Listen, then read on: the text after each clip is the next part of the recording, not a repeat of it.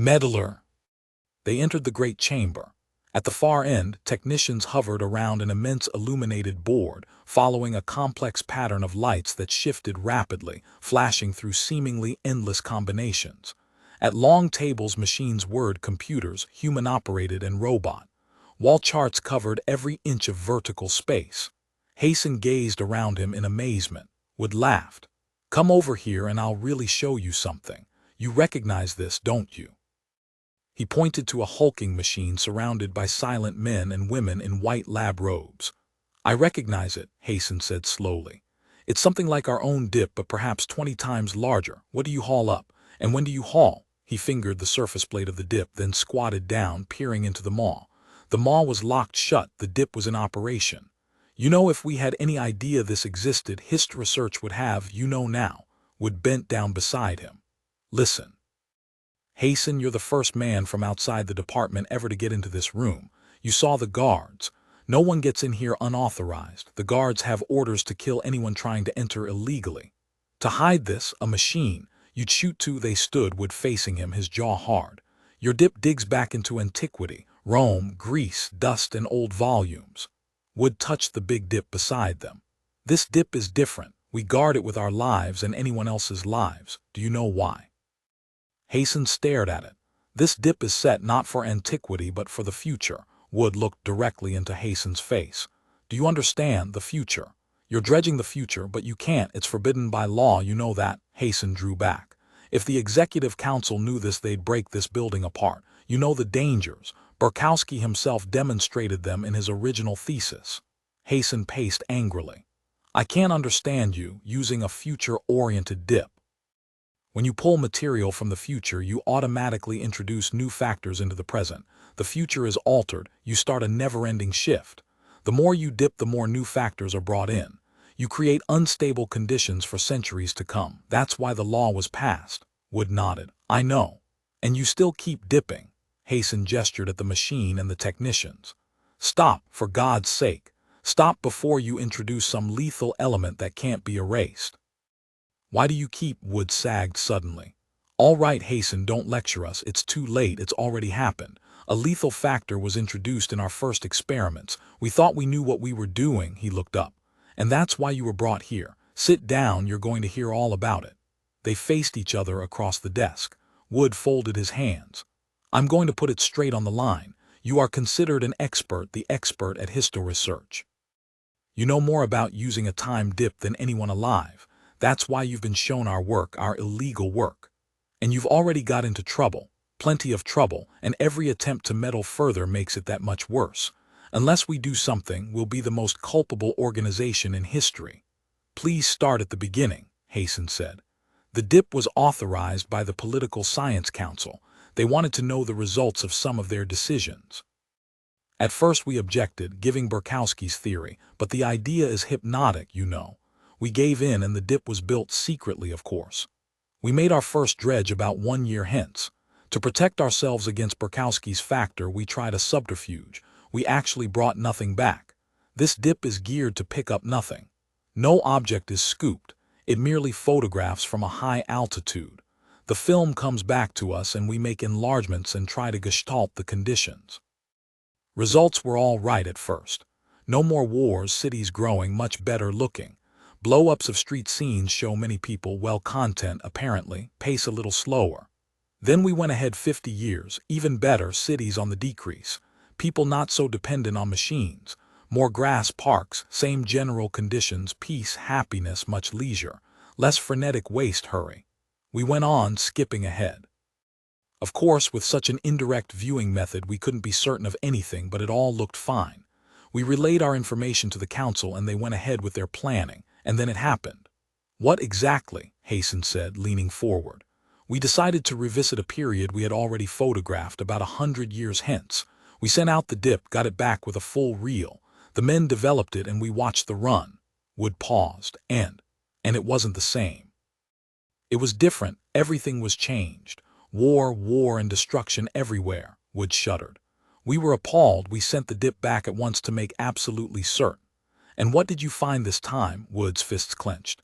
Changed again, and for worse. Ruins, vast ruins, people poking around, ruin and death everywhere. Slag, the end of war, the last phase. I see, Hasten said, nodding. That's not the worst. We conveyed the news to the council. It ceased all activity and went into a 2-week conference. It cancelled all ordinances and withdrew every plan formed on the basis of our reports. It was a month before the council got in touch with us again. The members wanted us to try once more, take one more dip to the same period. We said no, but they insisted. It could be no worse, they argued. So we sent the dip out again. It came back and we ran the film. Hasten, there are things worse than war. You wouldn't believe what we saw. There was no human life, none at all, not a single human being. Everything was destroyed. No destruction, cities big and stately, roads, buildings, lakes, fields, but no human life, the cities empty, functioning mechanically, every machine and wire untouched, but no living people. What was it? We sent the dip on ahead at 50-year leaps. Nothing each time. Cities, roads, buildings, but no human life, everyone dead, plague, radiation, or what, we don't know. But something killed them. Where did it come from? We don't know. It wasn't there at first, not in our original dips. Somehow we introduced it, the lethal factor. We brought it with our meddling. It wasn't there when we started, it was done by us, Hasten. Wood stared at him, his face a white mask. We brought it and now we've got to find what it is and get rid of it. How are you going to do that? We've built a time car, capable of carrying one human observer into the future. We're sending a man there to see what it is. Photographs don't tell us enough, we have to know more. When did it first appear? How? What were the first signs? What is it? Once we know, maybe we can eliminate it, the factor, trace it down and remove it. Someone must go into the future and find out what it was we began. It's the only way. Wood stood up and Hasten rose too. You're that person, Wood said. You're going, the most competent person available. The time car is outside in an open square, carefully guarded. Wood gave a signal. 2 soldiers came toward the desk. Sir, come with us, Wood said. We're going outside to the square, make sure no one follows after us. He turned to Hasten. Ready? Hasten hesitated. Wait a minute, I'll have to go over your work, study what's been done. Examine the time car itself. I can't. The 2 soldiers moved closer, looking to Wood. Wood put his hand on Hasten's shoulder. I'm sorry, he said. We have no time to waste, come along with me. All around him blackness moved, swirling toward him and then receding. He sat down on the stool before the bank of controls, wiping the perspiration from his face. He was on his way, for better or worse. Briefly, Wood had outlined the operation of the time car. A few moments of instruction, the controls set for him, and then the metal door slammed behind him. Hasten looked around him. It was cold in the sphere, the air was thin and chilly. He watched the moving dials for a while, but presently the cold began to make him uncomfortable. He went over to the equipment locker and slid the door back. A jacket, a heavy jacket, and a flash gun. He held the gun for a minute, studying it. And tools, all kinds of tools and equipment. He was just putting the gun away when the dull chugging under him suddenly ceased. For one terrible second he was floating, drifting aimlessly, then the feeling was gone. Sunlight flowed through the window, spreading out over the floor. He snapped the artificial lights off and went to the window to see. Wood had set the controls for 100 years hence. Bracing himself, he looked out. A meadow, flowers and grass, rolling off into the distance. Blue sky and wandering clouds. Some animals grazed a long way off, standing together in the shade of a tree. He went to the door and unlocked it, stepping out. Warmy sunlight struck him and he felt better at once. Now he could see the animal were cows. He stood for a long time at the door, his hands on his hips. Could the plague have been bacterial, air-carried? If it were a plague. He reached, feeling the protective helmet on his shoulders. Better to keep it on. He went back and got the gun from the locker. Then he returned to the lip of the sphere, checked the door lock to be certain it would remain closed during his absence.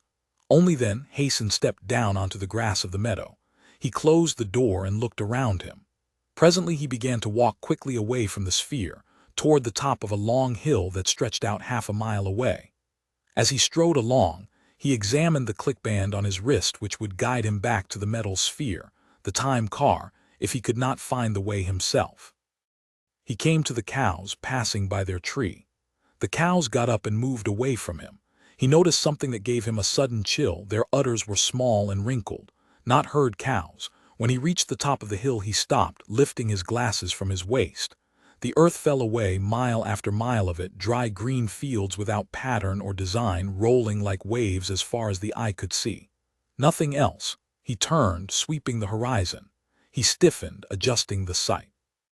Far off to the left, at the very limit of vision, the vague perpendiculars of a city rose up. He lowered the glasses and hitched up his heavy boots. Then he walked down the other side of the hill, taking big steps. He had a long way to go. Hasten had not walked more than half an hour when he saw butterflies. They rose up suddenly a few yards in front of him, dancing and fluttering in the sunlight. He stopped to rest, watching them. They were all colors, red and blue, with splashes of yellow and green. They were the largest butterflies he had ever seen. Perhaps they had come from some zoo, escaped and bred wild after man left the scene. The butterflies rose higher and higher in the air. They took no notice of him but struck out toward the distant spires of the city. In a moment they were gone. Hasten started up again. It was hard to imagine the death of man in such circumstances, butterflies and grass and cows in the shade. What a quiet and lovely world was left, without the human race. Suddenly one last butterfly fluttered up, almost in his face, rising quickly from the grass. He put his arm up automatically, batting at it. The butterfly dashed against his hand. He began to laugh. Pain made him sick. He fell half to his knees, gasping and retching. He rolled over on his face, hunching himself up, burying his face in the ground. His arm ached and pain knotted him up. His head swam and he closed his eyes. When Hasten turned over at last, the butterfly was gone. It had not lingered. He lay for a time in the grass, then he sat up slowly, getting shakily to his feet. He stripped off his shirt and examined his hand and wrist. The flesh was black, hard, and already swelling. He glanced down at it and then at the distant city. The butterflies had gone there. He made his way back to the time car. Hasten reached the sphere a little after the sun had begun to drop into evening darkness. The door slid back to his touch and he stepped inside. He dressed his hand and arm with salve from the medicine kit and then sat down on the stool, deep in thought, staring at his arm. A small sting, accidental in fact. The butterfly had not even noticed. Suppose the whole pack. He waited until the sun had completely set and it was pitch black outside the sphere. At night all the bees and butterflies disappeared, or at least those he knew did. Well, he would have to take a chance. His arm still ached dully, throbbing without respite. The salve had done no good. He felt dizzy and there was a fever taste in his mouth. Before he went out he opened the locker and brought all the things out. He examined the flash gun but put it aside. A moment later he found what he wanted, a blowtorch and a flashlight. He put all the other things back and stood up. Now he was ready, if that were the word for it, as ready as he would ever be. He stepped out into the darkness, flashing the light ahead of him. He walked quickly. It was a dark and lonely night. Only a few stars shone above him, and his was the only earthly light. He passed up the hill and down the other side. A grove of trees loomed up, and then he was on a level plain, feeling his way toward the city by the beam of the flashlight.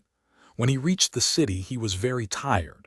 He had gone a long way, and his breath was beginning to come hard. Huge ghostly outlines rose up ahead of him, disappearing above, vanishing into darkness.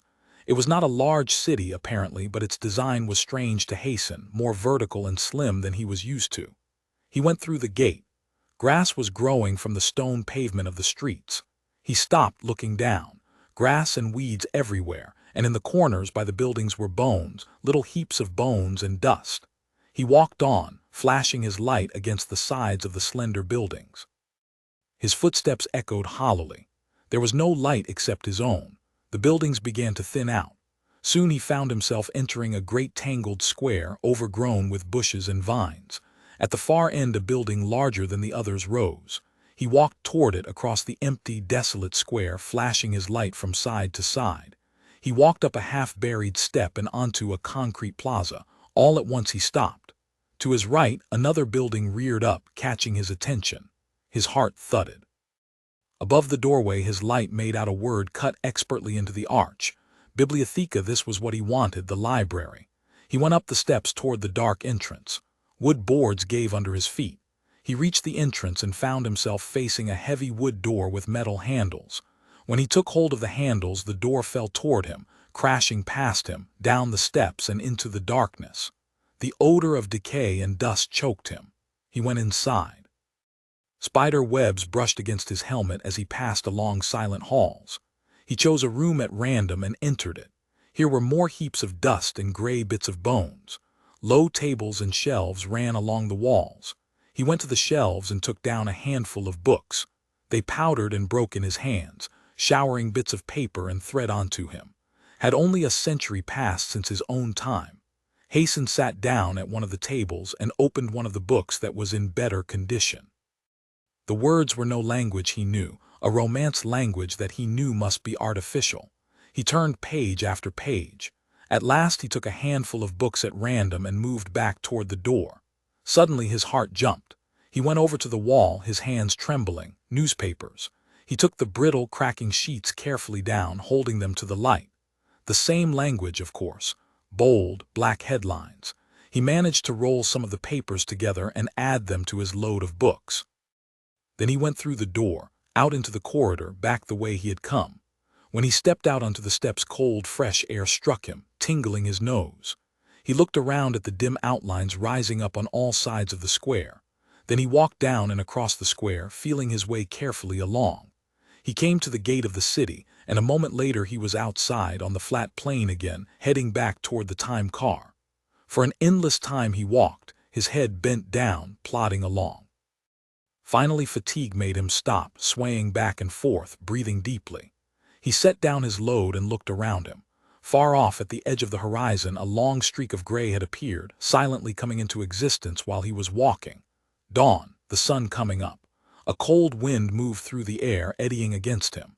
In the forming gray light, the trees and hills were beginning to take shape, a hard, unbending outline. He turned toward the city. Bleak and thin, the shafts of the deserted buildings stuck up. For a moment he watched, fascinated by the first color of day as it struck the shafts and towers. Then the color faded and a drifting mist moved between him and the city. All at once he bent down and grabbed up his load. He began to walk, hurrying as best he could, chill fear moving through him. From the city a black speck had leaped up into the sky and was hovering over it. After a time, a long time, Hasten looked back. The speck was still there, but it had grown. And it was no longer black. In the clear light of day, the speck was beginning to flash, shining with many colors.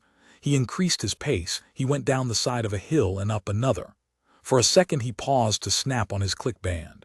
It spoke loudly. He was not far from the sphere.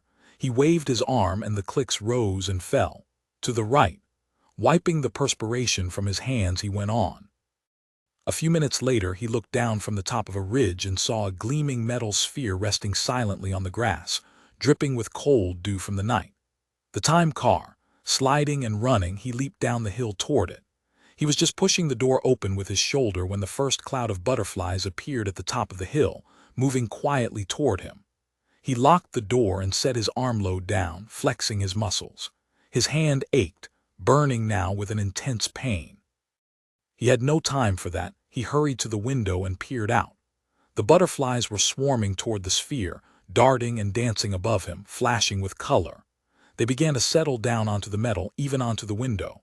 Abruptly his gaze was cut off by gleaming bodies, soft and pulpy, their beating wings mashed together. He listened. He could hear them, a muffled, echoing sound that came from all sides of him. The interior of the sphere dimmed into darkness as the butterflies sealed off the window. He lit the artificial lights. Time passed. He examined the newspapers, uncertain of what to do. Go back or ahead. Better jump ahead 50 years or so. The butterflies were dangerous, but perhaps not the real thing, the lethal factor that he was looking for. He looked at his hand. The skin was black and hard. A dead area was increasing. A faint shadow of worry went through him. It was getting worse, not better. The scratching sound on all sides of him began to annoy him, filling him with an uneasy restlessness. He put down the books and paced back and forth. How could insects, even immense insects such as these, destroy the human race? Surely human beings could combat them.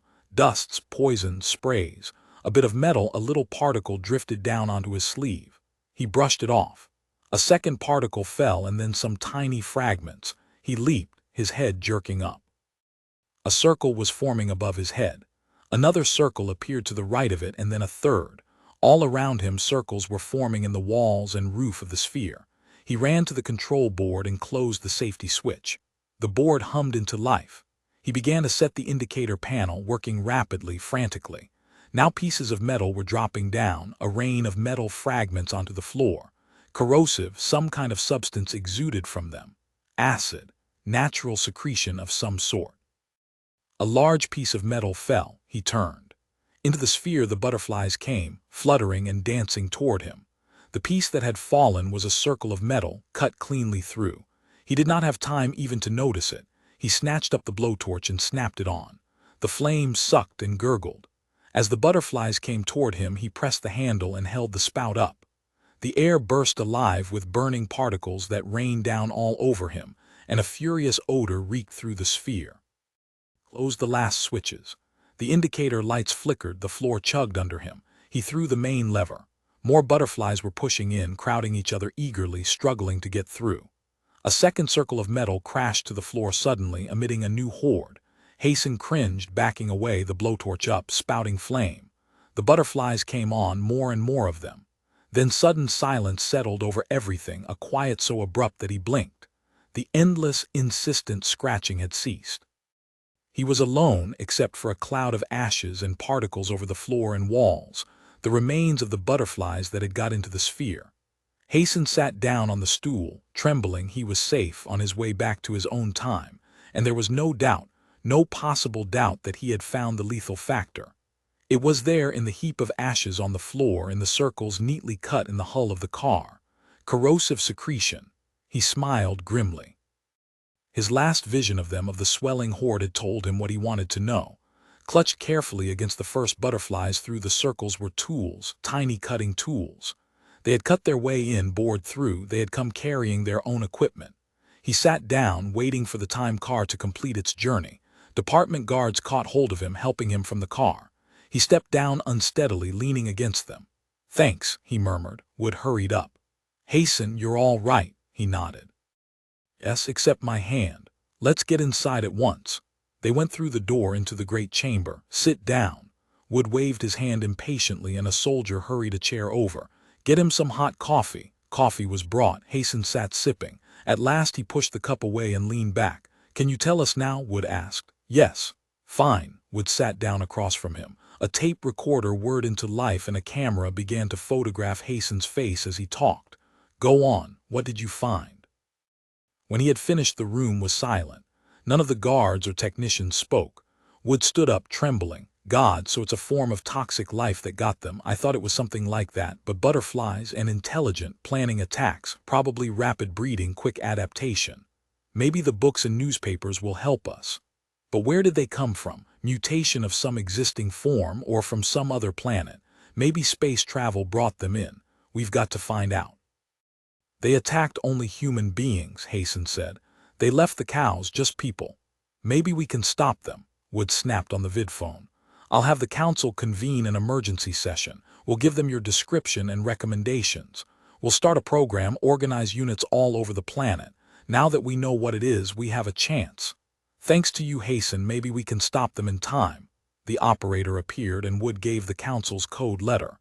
Hasten watched dully. At last he got to his feet and wandered around the room. His arm throbbed unmercifully. Presently he went back outside, through the doorway into the open square. Some soldiers were examining the time car curiously.